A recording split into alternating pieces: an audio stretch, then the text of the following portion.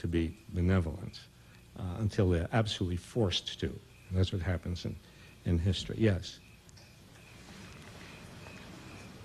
We've had a lot of experiments in government before Christ in ancient Greece and ancient Crete.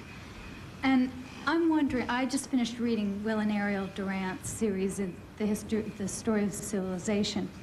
And I'm wondering if those lessons of government are irrelevant to us today because of the size of our population and also the fact that we have the kinds of weaponry, our governments have the kind of weaponry that we do. What do you think about that?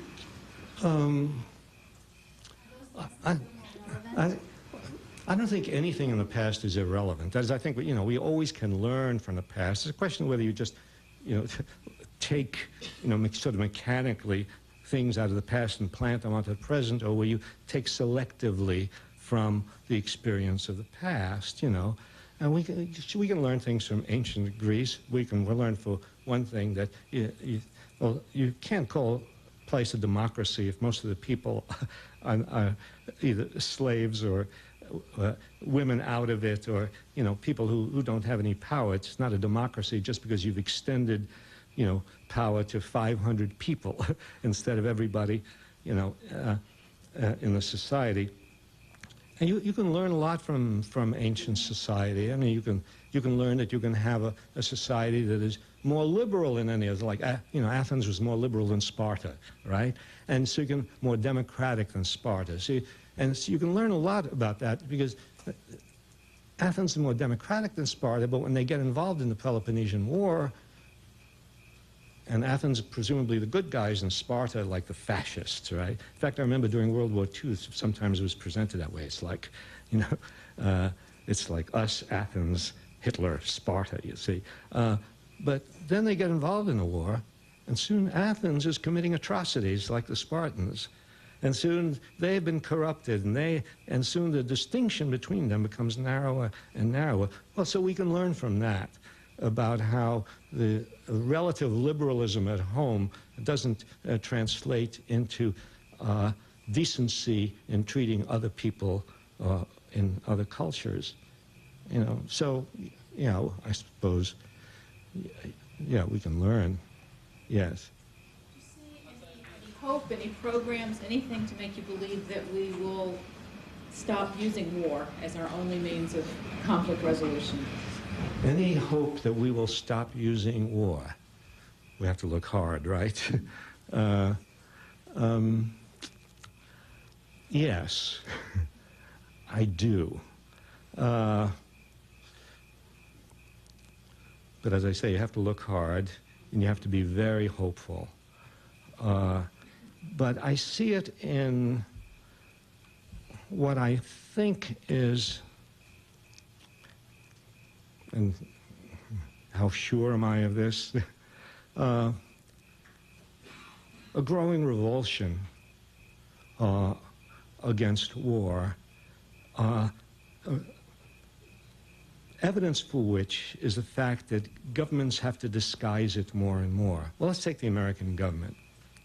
And let's take the fact that if you took the United States at the time of the Vietnam War, and you asked that question, right, that is towards the end of the Vietnam War, or even towards the middle of the Vietnam War, when the American people had turned against the war, and American people had turned not only against the war, but were thinking about the whole issue of war and indiscriminate warfare and bombing and so on. If at that point you had asked the question, the answer would be more hopeful, right?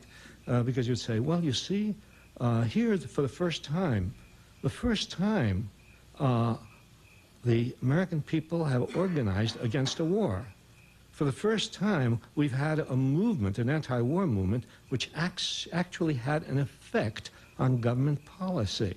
That's hopeful. For the first time, you have a large part of the population which is revolted by the things that our government is doing to another country. Now, what has happened since then? Since then, the government learned something from that. They were worried about that.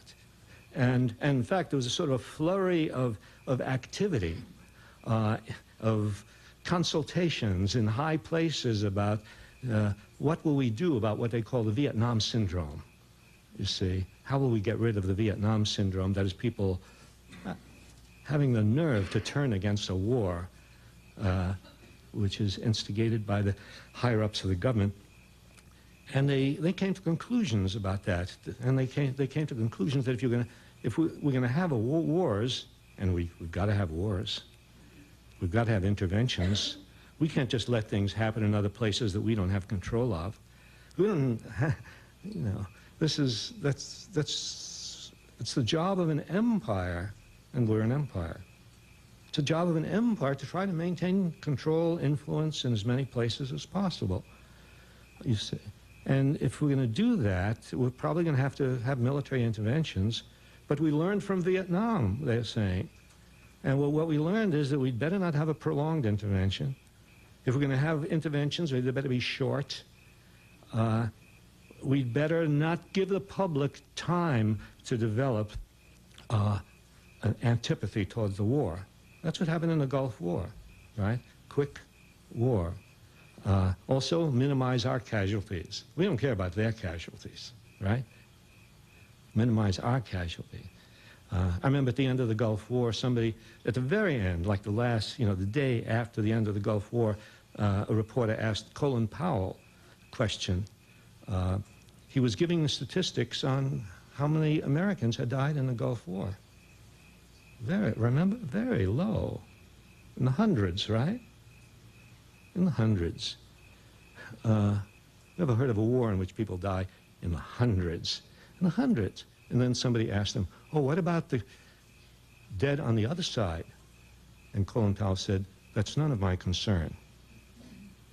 And he was speaking for a lot of people up there in the brass. Unfortunately, he was speaking for a lot of Americans who have been conditioned not to think about what we do to other countries and only think about, what are our casualties. But the idea was, learn from Vietnam, have a short war, try to have as few casualties as possible, don't have too many body bags coming home, control the press, control the information, and end the war before there's a chance for a movement to develop.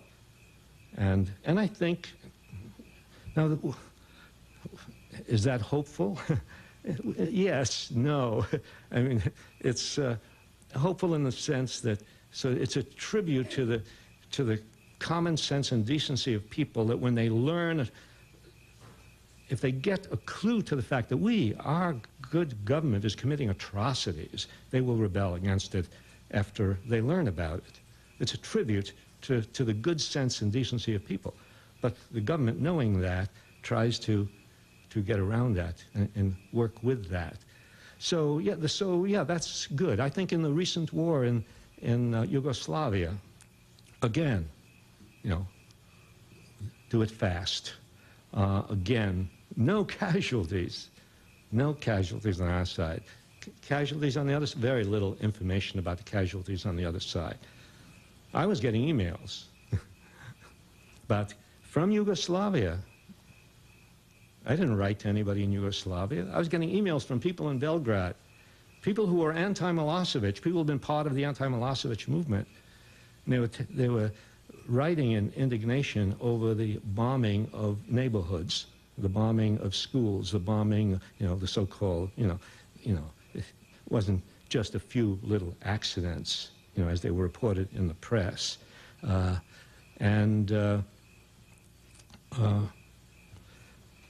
That information was kept from the American people. The information about really on the human level what happened to Yugoslavia, to ordinary Yugoslavs, right? Whether they were, nobody knew whether they were against, for, Milosevic, didn't matter. They were the ones who died, ordinary Yugoslavs.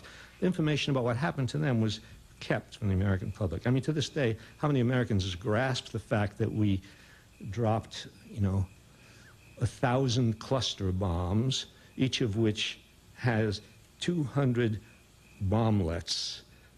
In other words, 200,000 of these things spread around Yugoslavia, and of which even the manufacturers estimated that 10% probably would not detonate. In other words, 10% would be lying there, in the fields, waiting to be picked up by anybody to explode.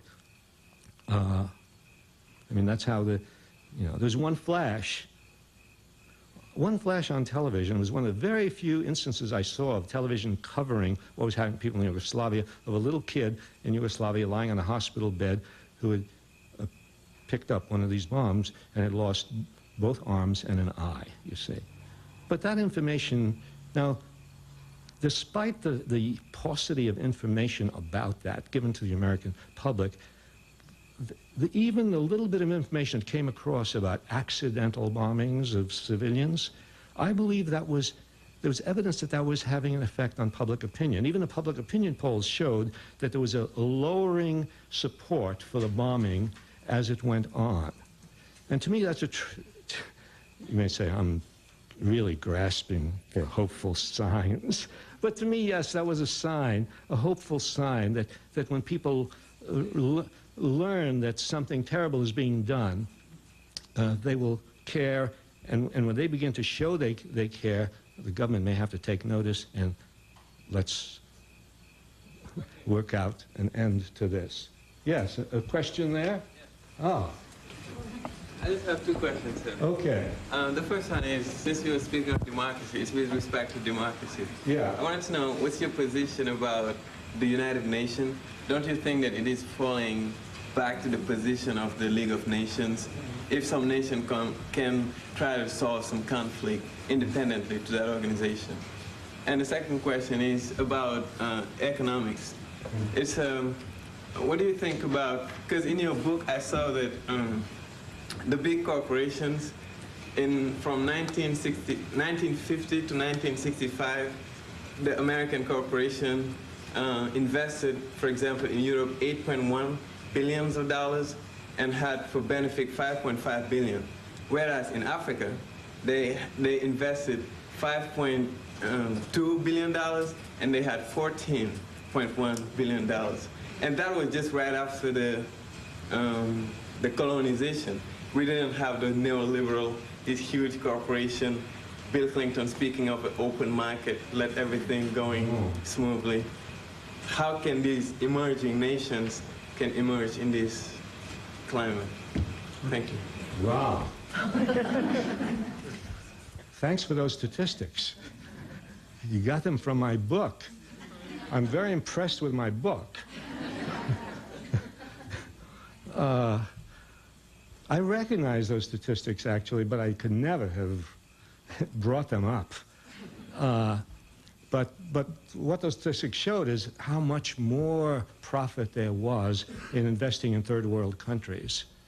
And in Latin America and Africa, the rate of profit was much, much higher than investing in European countries or Canada and so on. And, and that's still, that's still true. And of course, what the investment, which they very often tout as well, we're doing good for these people, but you can measure how much good is being done by our economic arrangements with third world countries. You can measure that by what is happening to the income of people in third world countries, and how I talked about everybody knows about the growing gap in the United States between the very rich and the poor, or not even just the poor, between the very rich and the working people in the United States. On the world scale, the gap is even greater. On the world scale, the gap is much wider and growing faster. I mean, just between like 1885 and historians miss century two. Well, it doesn't matter, between about something like 1983 and 1995, I mean, the gap had started as, the average income in the richest country in the world was about 75 times the average income in the poorest country in the world. But, a decade or so later, the average income in the richest country in the world was about 240 times what it was in the poorest country in the world. The gap, and so, you know, obviously all the stuff that the World Bank is doing, all the stuff the International Monetary Fund is doing, all the things that the World Trade Organization is doing, are not doing anything to alleviate poverty, sickness in the third world. And you know, that's a big job. As soon as you get, you know, it's hard enough to talk about social movements on the national level and changing policy on the national level, changing, you know, international policy, changing the policy of the IMF. Well, they're going to have a meeting, a World Trade Organization meeting in Seattle, and again, you know, they're going to make their plans. But a ray of hope, there's going to be a huge counter demonstration against that by people who are aware of how trade policy has adversely affected people in third world countries. But, you know, this brings us to, you know, what about the UN? Is the UN going to do anything about this? And as you said, is the UN becoming more like League of Nations? Well, not that bad, but it's certainly true that, well, the UN has always been dominated by the major powers. It's never been a true United Nations. There's never been equality among the nations in the UN. You know, you just look at the Security Council and the Big Five, and the Security Council makes the important decisions about war and peace, and here are the Big Five nations, and they have, any one of them has a veto power.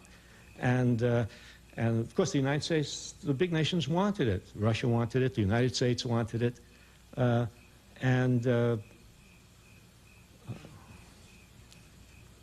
now, lately, with what happened in Yugoslavia, whatever power and prestige the United Nations had before this, which was not enormous, suffered a very, very great blow because the UN was totally bypassed. And in the waging of war in Yugoslavia, well, it was bypassed because the United States would not be able to get the five powers to agree that we should go ahead and bomb. And so, well, there's an old story, it doesn't matter what's written, it doesn't matter what the law is, it doesn't matter what the charters are, it doesn't matter the promises that are made. What matters is who has the power. And the United States had the power to say, forget about the UN is not going to do it, we'll do it ourselves. Ourselves means NATO. NATO means the United States, because the United States is the dominant power in NATO. So, so NATO carries on this, and the UN is bypassed, and the charter of and the rules of the Security Council about when you can go to war are just simply ignored.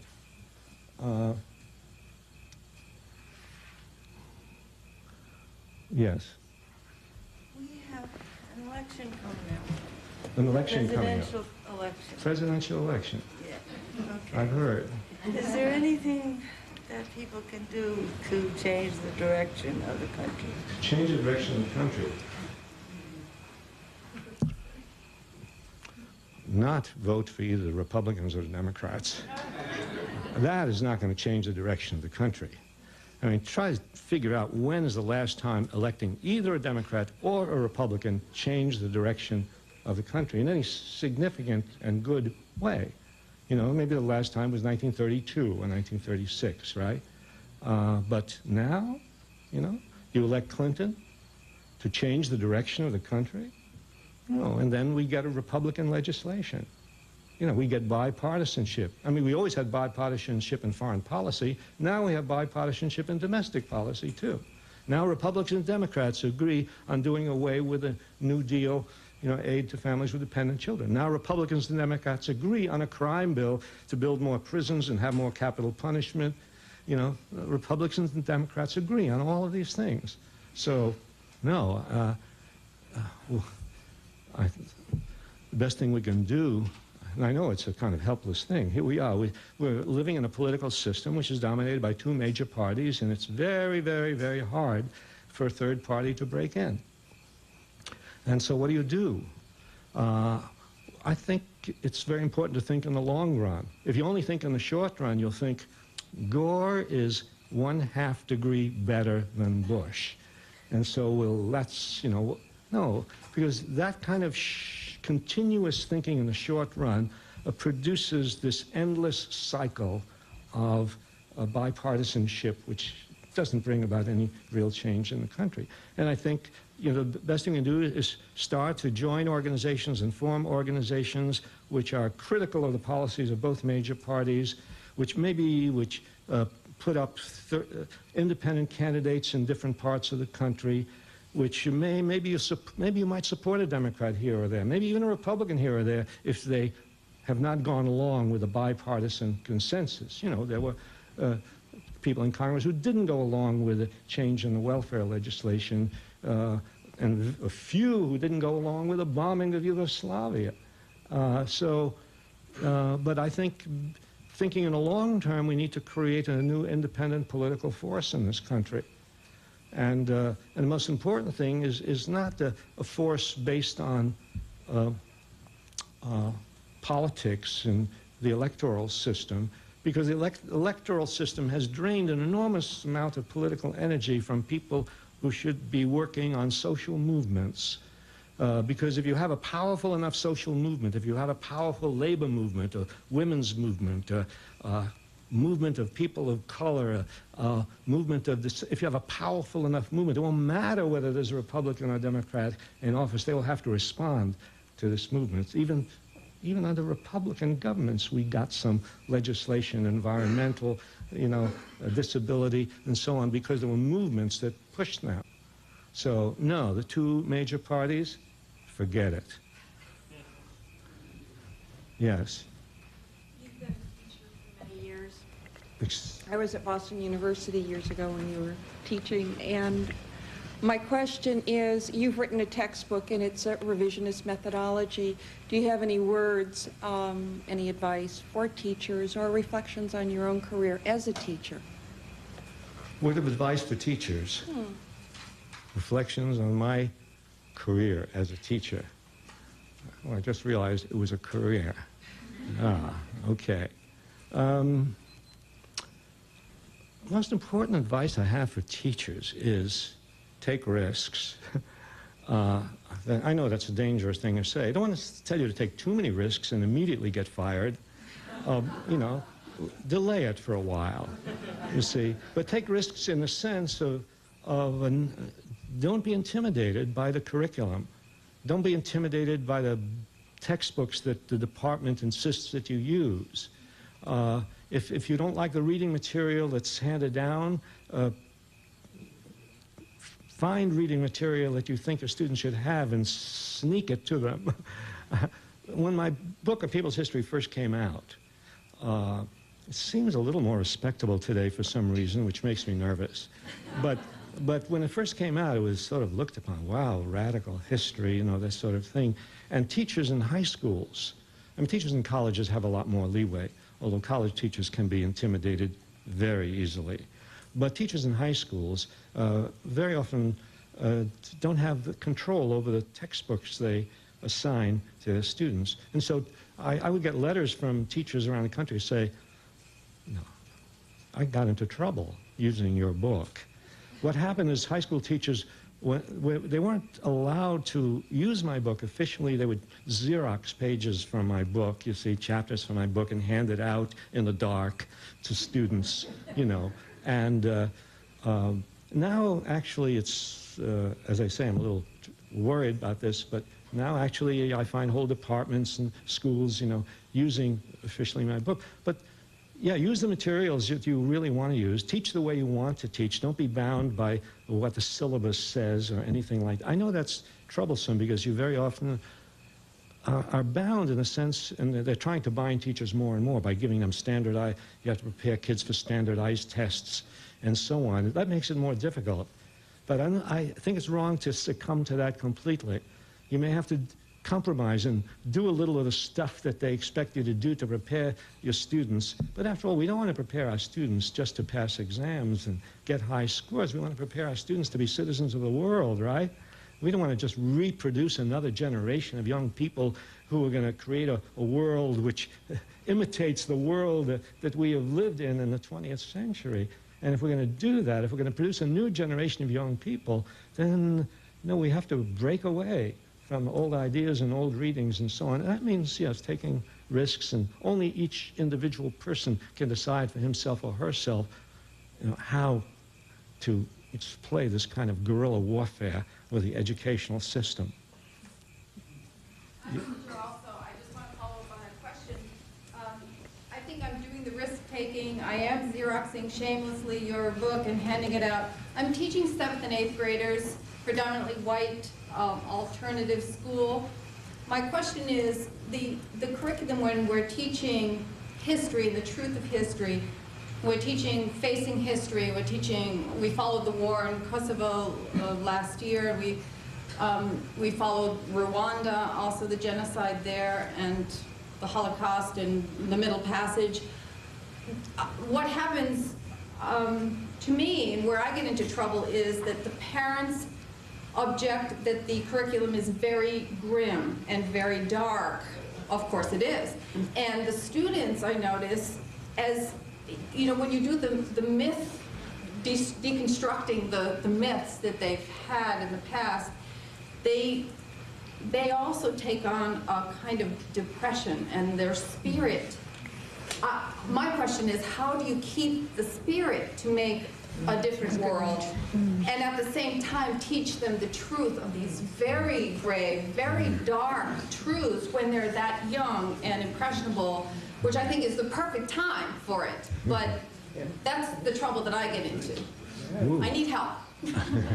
No, that's a very good question, because it's true that when you begin to take a critical look at society, right? We begin to tell what Columbus really was like, right? And you're going to tell, say, Theodore Roosevelt was not a great hero, right? He was a racist, and a guy who, congratulated generals for committing massacres in the Philippines, and he should be taken off Mount Rushmore immediately, you see, with a hammer and chisel, you see. But it's all, you're right, it's all negative, and wow, things are so bad, right? But what I find the antidote to that, I think, and I think the way to balance this rightly dark, critical picture of war and governments and the way things have been, the way to balance that is the stories of people who have fought against this. While you're talking about Columbus, talk about Las Casas. Talk about this priest who was a whistleblower, who denounced what was going on, who wrote about it, wrote volume and volume about the things that were going on. Give people the crucible to read, so when they deal with the terrible things about the witchcraft trials, they say, here's an example of courage. Here's John Proctor, and here are these people who stand up against this. And what about the people who struggled for better conditions? And sure, it's a grim picture of the rise of the industrial system in the United States, and the factories and the long hours and the killing of workers who resisted. But what about those girls who went to work in the New England mills and who went out on strike in the 1830s and who put out newspapers and who, our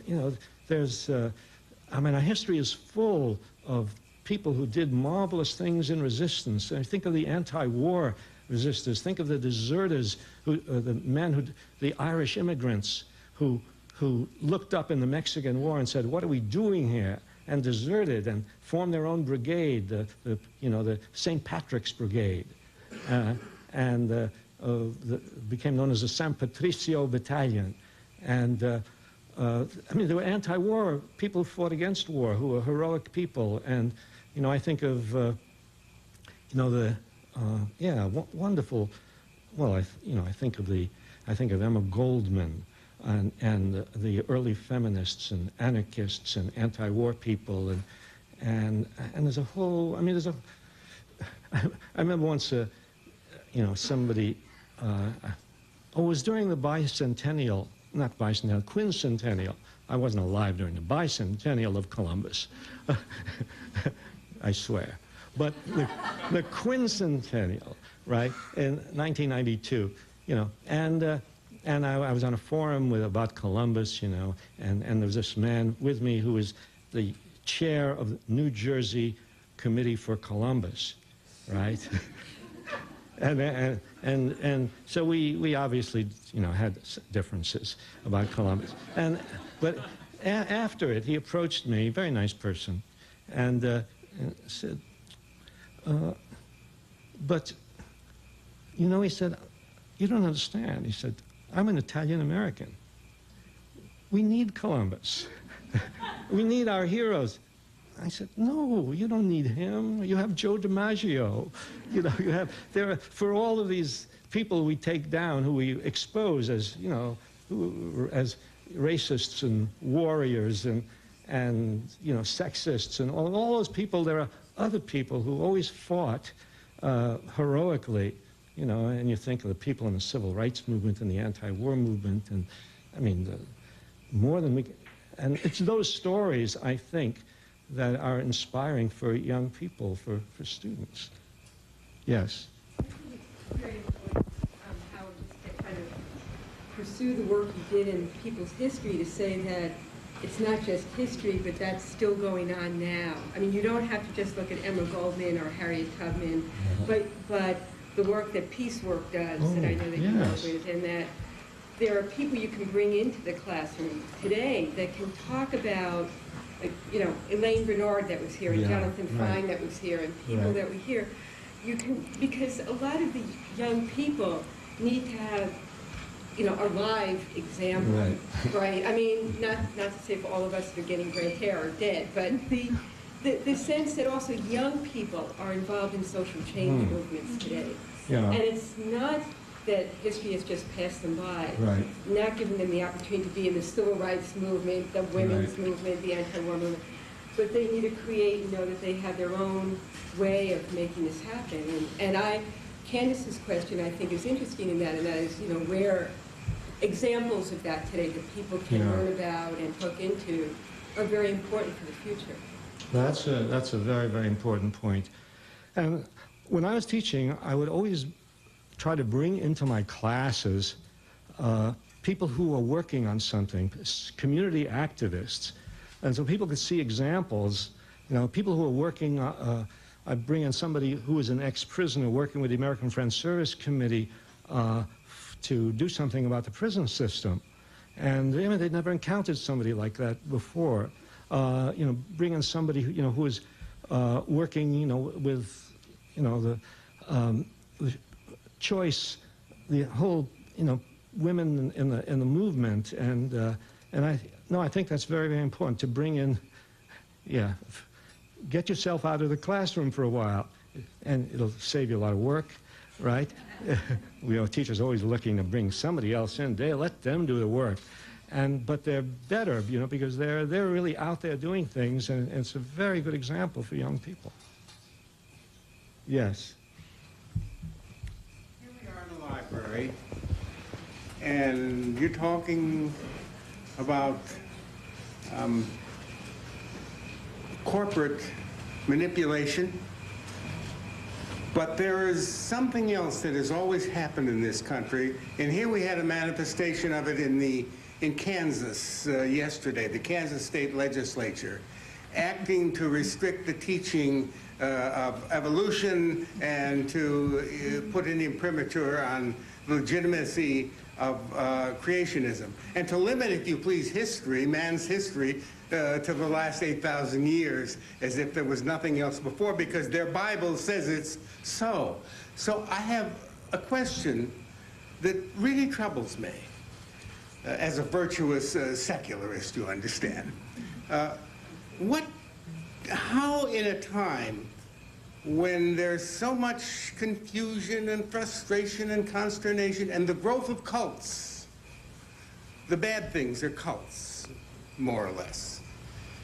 How do we distinguish between cults, or how would you distinguish between cults and what is thought of as organized religion? That's the good part. When it was essentially organized religious bodies that challenged the teaching of evolution in Arkansas, and it took a U.S. district judge to reject that. One shudders at the capriciousness of a judicial appointment. It could have been a different kind of a judge. Maybe the compassionate conservative would appoint a different kind of judge, or maybe Gore would. But how would you distinguish in terms of continuing to try to protect what we have in libraries and what we have innately in teachers and schools and books and so on? This right of dissent and of examination. And would you have any comment about it, any kind of definition of a cult as against so-called organized religion? Because I swear I don't know where one stops and the other begins. Oh, well, I hardly know where anything stops and anything begins. And I certainly don't know where cults stop and organized religion begins. But after all, that distinction is not as important to me, you know, as the distinction between religious people who sort of maintain mysticism and stand in the way of social justice, and those people, whether in the church or outside the church, but those religious people, you know, who have set as a life goal the ideals of peace and social justice. Because the church, religion, they've always been split along lines of maintaining things as they are, or diverting attention from the way things as they are, and paying attention to the real world and doing something about it. I mean, I developed a great respect for religious people who came down to the South to become involved in the anti-war movement, and for religious people who already were in the South, and ministers who gave their churches over to meetings of the civil rights movement, and to people in the anti-war movement, you know, the Catholic anti-war movement, and the Berrigans and Liz McAllister, and those people who created a connection between their spiritual life and the indignation they felt about the injustices of the world. Those are the distinctions that seem to me important, and all we can do is try to support one against the other. I'm looking at my watch because I promised somebody that I would end at a reasonable time. Yes. I find you disturbing and agitating, and for that I thank you. And I thank also the Citation Committee. I don't recognize many faces tonight, but there were 5 other occasions for us to be together, to meet with equally exciting speakers, and hopefully we'll see each other next year. Ethel Levy, in the brief time I've known her, the woman who was responsible for all of this wonderful summer, has a profound belief in the indomitable spirit of man, that man shall prevail. I don't have her optimism. I see so much greed and corruption and total disregard for the millions of the helpless among us. The rich are getting richer, the poor are getting poorer. There's so much sickness. Kids go to bed hungry. It's a disturbing situation. And the more I think about it, the more frustrating I become. And as a result, I tend my little garden. I say, well, I can take care of this weed. What advice would you have for people like me who feel so frustrated, so helpless in the face of what we conceive to be an incurable situation? How do I cut out this spiritual cancer?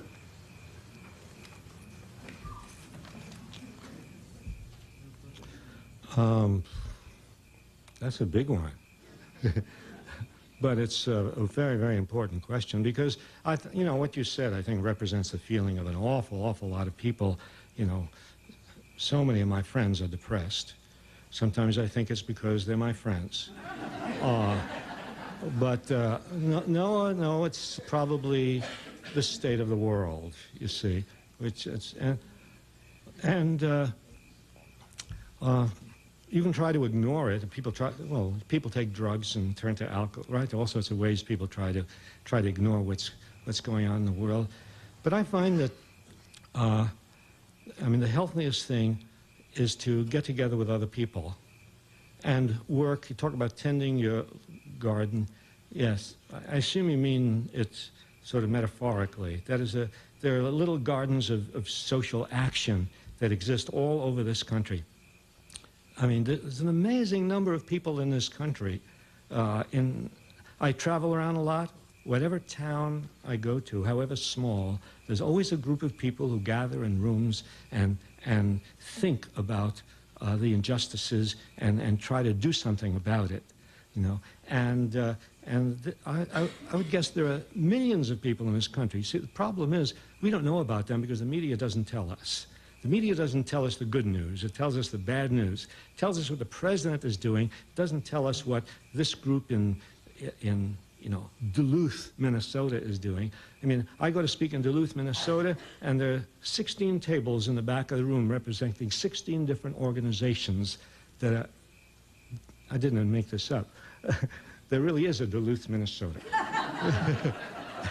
I mean, they don't know there's a Wellfleet, Massachusetts, but we know there's a Duluth, Minnesota.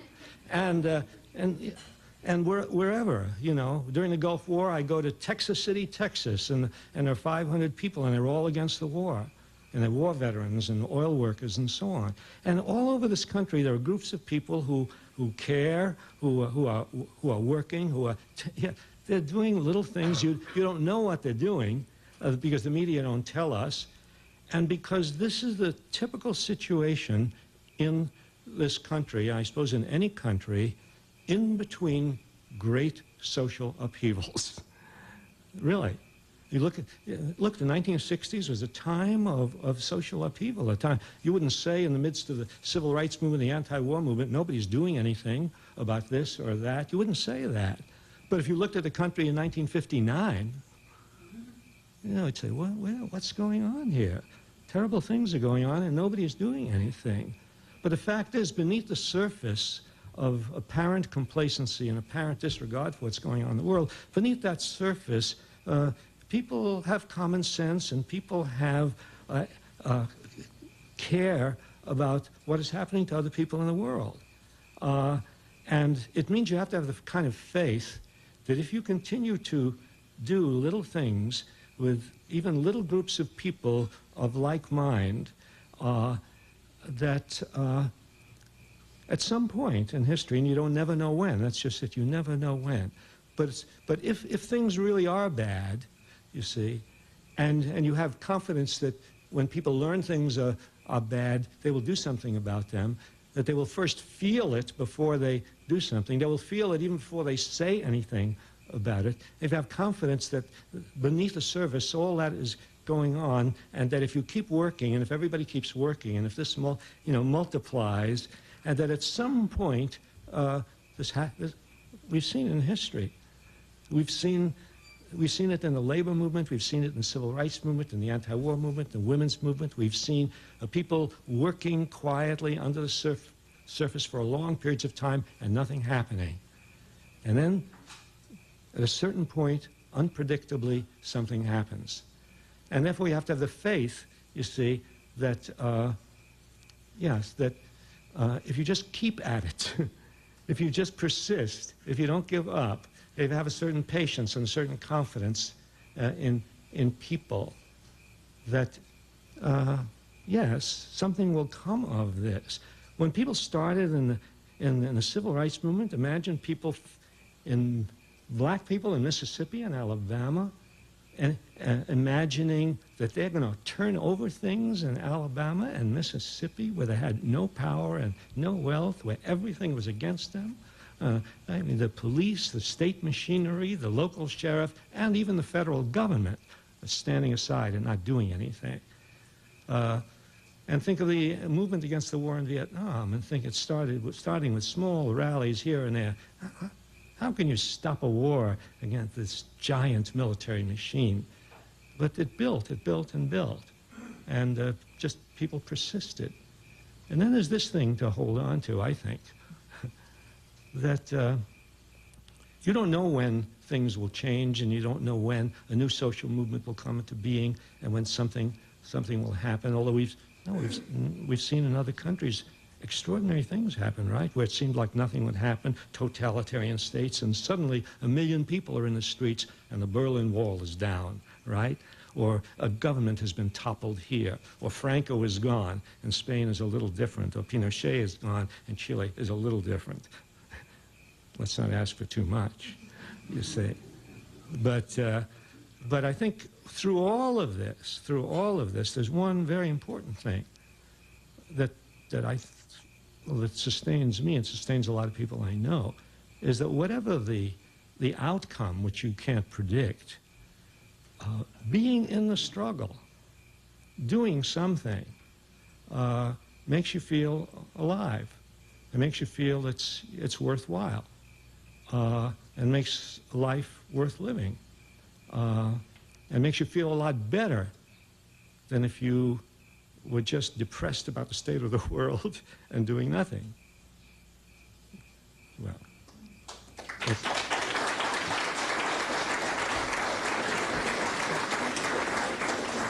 yeah. For the interest of this man and maybe everybody, to talk about a remarkable case in point at this time, the School of the Americas. Yes. And that little struggle that Roy Bourgeois has kept going for 15 years, and now the numbers of people, the people's movement around closing the School of the Americas has led to thousands of people going down to Fort Benning. There'll be another 5,000 or more perhaps in November, and hundreds of Congress people who are now voting down the school. I mean, this is extraordinary. I would like you to talk about that. Yeah, that's an interesting thing about how you all know about the School of the Americas. We're sometimes called the School of Assassins. You know, this school that the United States ran, first it ran it in Panama, right? But then it moved to Fort Benning, Georgia. But it's a school where the United States trained military and police forces in Latin American countries, many of whom turned out later, you know, well, many of them were at the time, but many of them ended up, you know, in military hunters and as torturers and as, you know, sort of part of military dictatorships in various parts of Latin America. And information about that has, you know, been coming out little by little by little, you know, horrendous information. But there's another example where as information comes out and more people know about it, it becomes harder to sustain something bad. And so, as you say, more and more congressmen each year vote against maintaining the School of the Americas. And all these thousands of people have gone down to Fort Benning, Georgia. Who wants to go to Fort Benning, Georgia? Thousands of people have gone down to Fort Benning, Georgia and gotten arrested and protesting against this. But finally, years and years and years, it's building up. I remember when the House Committee on Un-American Activities existed. And 2 congressmen would vote against the perpetuation of the House Committee on Un-American Activities. And then 20 congressmen. And then as more and more people became aroused against, you know, this nonsense that was going on, McCarthyism and pre-McCarthyism and post-McCarthyism and all of that, the numbers grew until finally, you know, it was voted out, disappeared. And it's possible, yeah, for things to happen, things to change. And there are lots of examples like that. Look at the campaign against landmines, which has, you know, grown and grown and grown. not sufficiently for the United States to agree to ban landmines, but maybe at some point that will happen. Yes. You say that the School of Americas might close, and I believe it will. But what about the satellite school in Columbia and others? Oh, well, you're giving us more work, huh? I don't know. That will take, first of all, how many people know about the satellite school in Columbia? You'll have to spread the word. Other people have to spread the word. But, one thing at a time. Yes. Would you speak about campaign financing? George W. seems to be the anointed Republican candidate, not because of his accomplishments, not because of his ideas, as much as because of his $30 million campaign fund. Lamar Alexander, conversely, seems to be very close to being out of the campaign, again, not because of his ideas or his lack of accomplishment, but rather because he's only got apparently $90,000 in his campaign coffers at this point. Is this a serious problem for the United States? Would you speak about campaign finance reform? Well, it's a serious problem for the United States that money dictates politics, and that both parties, Republicans and Democrats, are dependent on huge corporate contributions. And in recent years, the Democrats have come closer to the Republicans in getting huge amounts of corporate support. The difference between the Republicans and the Democrats, the Republicans will have a dinner where they have to pay $400,000 to be at the dinner. The Democrats are more liberal. You only have to pay $300,000 to come to the dinner. Obviously a dinner for working people.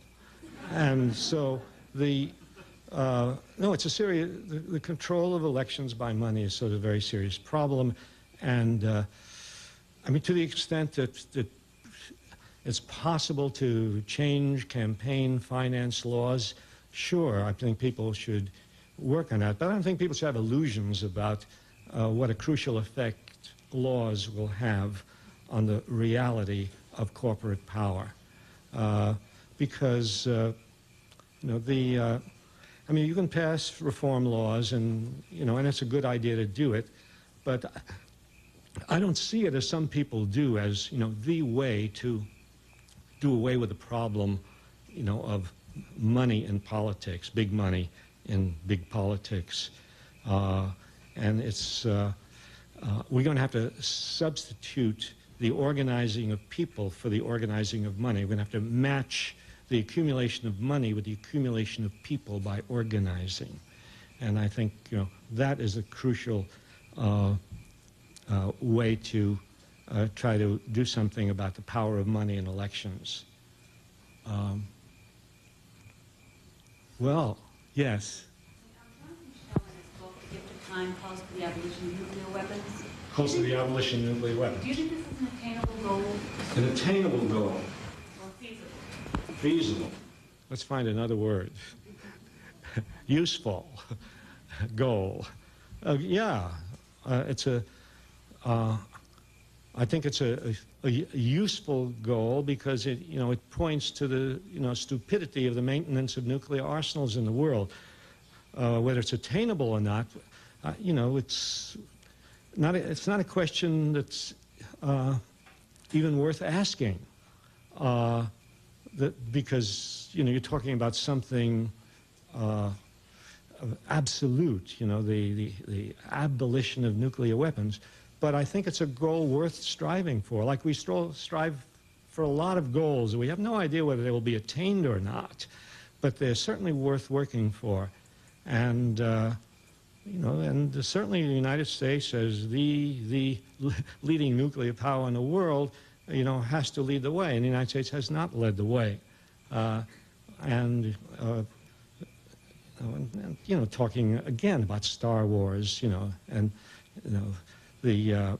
and of course the maintenance of this huge military budget. I mean, if there's any sort of single issue around which it may be possible to create a new social movement in this country, it is about what do we do with the enormous wealth that this country has. which is 270 billion or whatever, soon it'll be more than that, 2 billion a year wasted on the military budget, an enormous amount of money not trickling up, pouring up into the upper classes, huge amount, you know, this very, very wealthy country spending its money on military junk and on the luxuries of the rich, while very, very fundamental human needs go unmet. And it seems to me the abolition of nuclear weapons is, you know, is part of what I see as a larger campaign to start to think about using the great wealth of this country in a rational and humane way. And that means the government, that means forgetting about this nonsense of, you know, privatization and leave it to the beneficence of corporations to do things, and or as, you know, talking against big government, as, you know, both parties have done, as Clinton's succumbed to that, or maybe he didn't have to go far to succumb to it in his last presidential campaign when he said, you know, the era of big government is over. No, government is going to have to do things that private enterprise will not do. Private enterprise will not assure health care for every American. Private enterprise will not assure decent housing for every American. Private enterprise will not assure a decent income for every American. They may pay minimum wages, but they won't, that's not enough to keep a family really alive. We're going to have to go back to an idea which became important in the days of the New Deal, and the idea became accepted because then we were in the throes of an obvious depression, and here we're only in the midst of a kind of undercurrent of sickness in the economy and in the society. But yes, the New Deal understood that if private enterprise wasn't taking care of people, the government might have to supply jobs, the government might have to subsidize housing, the government might have to take care of people who were in need, but we'd have to have a New Deal on a much larger scale to utilize the great wealth of this country to do away with poverty and do away with, you know, 1/4 of all the children in this country live in poverty. And there's the Dow Jones average, and there are the figures on infant mortality, you know, and child poverty. And there, as a maybe one of the most acute examples of a sickness in society, almost 2 million people in prison. Something is wrong there. And when I remember seeing a couple of years ago that they did a study, and they found that 70% of the people in prison in New York State came from 8 neighborhoods in New York, the 8 poorest, most miserable, most desperate neighborhoods. That would have to be addressed by utilization of the wealth of this country for humane purposes. We have time for one more question. Okay. I was wondering if you could say something about the politics of academia. I was radicalized by my history professors some 30-something years ago, and as I look at my children's experience and as I take my children on the college tours and so on, I find it very disturbing when I'm seeing, when I ask how many women and teachers of color on the faculty, that information isn't available.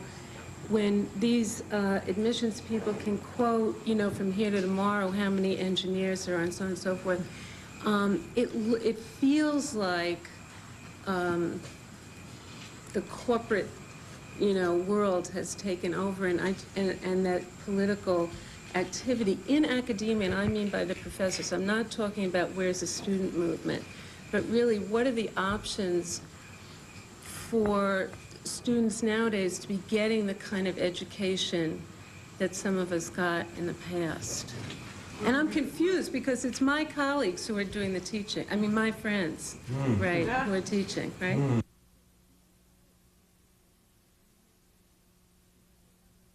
She finds the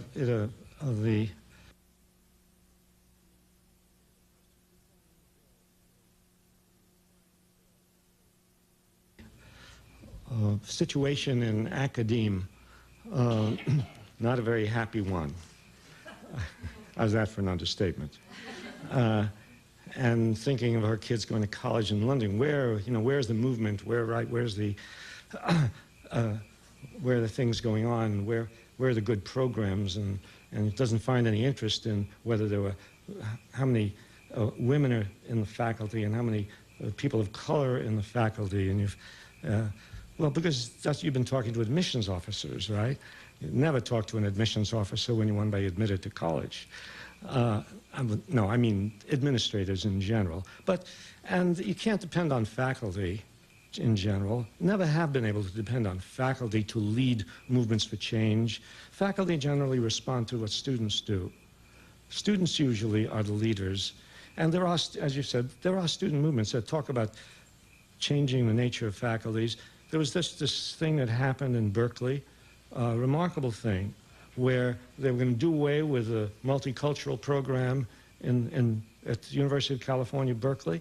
And these students organized, and they demonstrated, and they occupied the president's office, and several of them went on a hunger strike. And things got very, very tense, and the police, of course, were called in, but they held out, and they wouldn't give in. And finally, the chancellor, they won. The program was saved. A certain number of people, more faculty, people of color, and women were hired. What I'm saying is, it's going to take a lot of organization, agitation. I expect the students will probably be the ones to lead. The important thing for faculty is to support them. And there are a lot of faculty around who came out of the 60s, and who might recall some things, and then might support the students as they did back then, So thank you for coming. Yeah,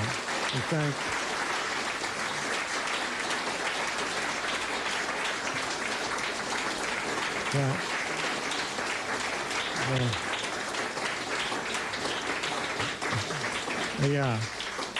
And again, thank Ethel Levy for her incredible work.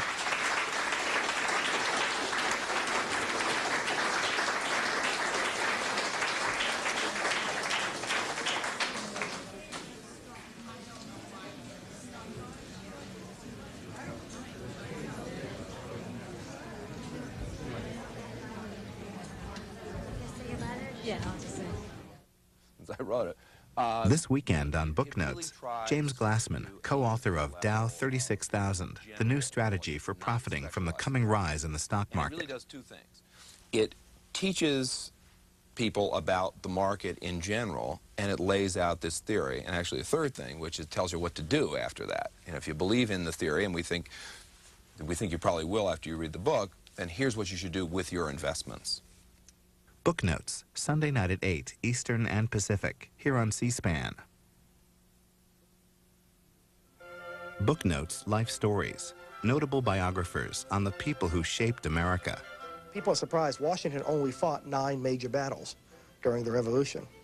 And he came to play the fox more often than the lion.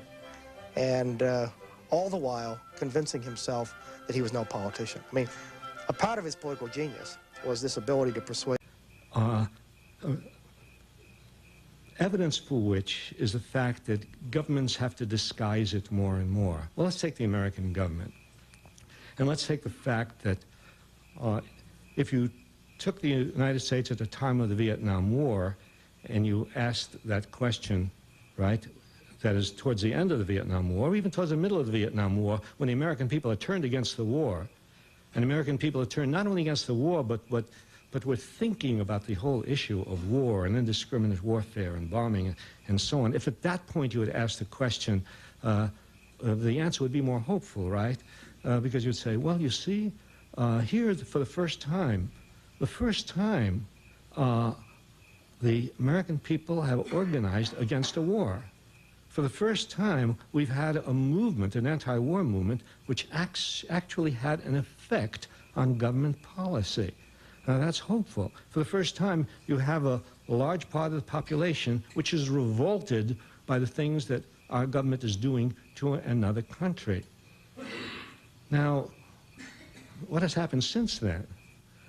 Since then, the government learned something from that. They were worried about that. And in fact, there was a sort of flurry of activity, of consultations in high places about what will we do about what they call the Vietnam syndrome, you see. How will we get rid of the Vietnam syndrome, that is people having the nerve to turn against a war which is instigated by the higher-ups of the government, Sparta. See, and so you can learn a lot about that because Athens is more democratic than Sparta, but when they get involved in the Peloponnesian War, and Athens presumably the good guys and Sparta like the fascists, right? In fact, I remember during World War II, sometimes it was presented that way. It's like, you know, it's like us, Athens, Hitler, Sparta, you see. But then they get involved in the war, and soon Athens is committing atrocities like the Spartans. And soon they've been corrupted, and soon the distinction between them becomes narrower and narrower. Well, so we can learn from that about how the relative liberalism at home doesn't translate into decency in treating other people in other cultures. You know, so, you know, I suppose, yeah, we can learn, yes. Do you see any hope, any programs, anything to make you believe that we will stop using war as our only means of conflict resolution? Any hope that we will stop using war? We have to look hard, right?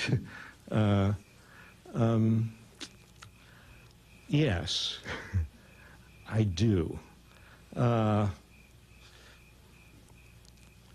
as I say, you have to look hard, and you have to be very hopeful. But I see it in what I think is,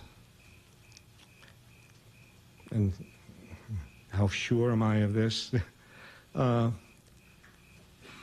growing revulsion against war. And they came to conclusions about that. And they came to conclusions that if we're going to have wars, and we've got to have wars, we've got to have interventions. We can't just let things happen in other places that we don't have control of. We don't, you know, it's the job of an empire, and we're an empire. It's the job of an empire to try to maintain control, influence in as many places as possible, you see. And if we're going to do that, we're probably going to have military interventions. But we learned from Vietnam, they're saying. And what we learned is that we'd better not have a prolonged intervention. If we're going to have interventions, they better be short. We'd better not give the public time to develop an antipathy towards the war. That's what happened in the Gulf War, right? Quick war. Also, minimize our casualties. We don't care about their casualties, right? Minimize our casualty. I remember at the end of the Gulf War, somebody, at the very end, like the last, the day after the end of the Gulf War, a reporter asked Colin Powell a question. He was giving the statistics on how many Americans had died in the Gulf War. Very low. In the hundreds, right? In the hundreds. Never heard of a war in which people die in the hundreds. In the hundreds. And then somebody asked him, oh, what about the dead on the other side? And Colin Powell said, that's none of my concern. And he was speaking for a lot of people to be benevolent until they're absolutely forced to. And that's what happens in history. Yes? We've had a lot of experiments in government before Christ in ancient Greece and ancient Crete. And I'm wondering, I just finished reading Will and Ariel Durant's series the story of civilization. And I'm wondering if those lessons of government are irrelevant to us today because of the size of our population and also the fact that we have the kinds of weaponry, our governments have the kind of weaponry that we do. What do you think about that?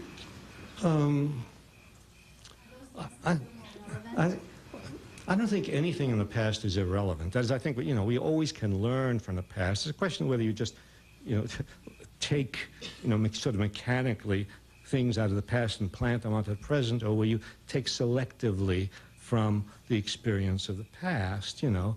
And we can learn things from ancient Greece. We'll learn, for one thing, that you can't call a place a democracy if most of the people are either slaves or women out of it, or, you know, people who don't have any power. It's not a democracy just because you've extended, you know, power to 500 people instead of everybody, you know, in the society. And you can learn a lot from ancient society. I mean, you can learn that you can have a society that is more liberal than any other. Like, you know, Athens was more liberal than Sparta, right? And so you can more democratic than up there in the brass. Unfortunately, we're speaking for a lot of Americans who've been conditioned not to think about what we do to other countries and only think about, you know, what are our casualties. But the idea was learn from Vietnam, have a short war, try to have as few casualties as possible, don't have too many body bags coming home, control the press, control the information, and end the war before, you know, there's a chance for a movement to develop. And I think, now, is that hopeful? Yes, no. I mean, it's hopeful in the sense that, so it's a tribute to the common sense and decency of people, that when they learn, if they get a clue to the fact that our good government is committing atrocities, they will rebel against it after they learn about it. It's a tribute to the good sense and decency of people. But the government, knowing that, tries to get around that and work with that. So yeah, that's good. I think in the recent war in Yugoslavia, again, you know, do it fast. Again, no casualties on our side. Casualties on the other side, very little information about the casualties on the other side. I was getting emails from Yugoslavia. I didn't write to anybody in Yugoslavia. I was getting emails from people in Belgrade, people who were anti-Milosevic, people who had been part of the anti-Milosevic movement. And they were writing in indignation over the bombing of neighborhoods, the bombing of schools, the bombing, you know,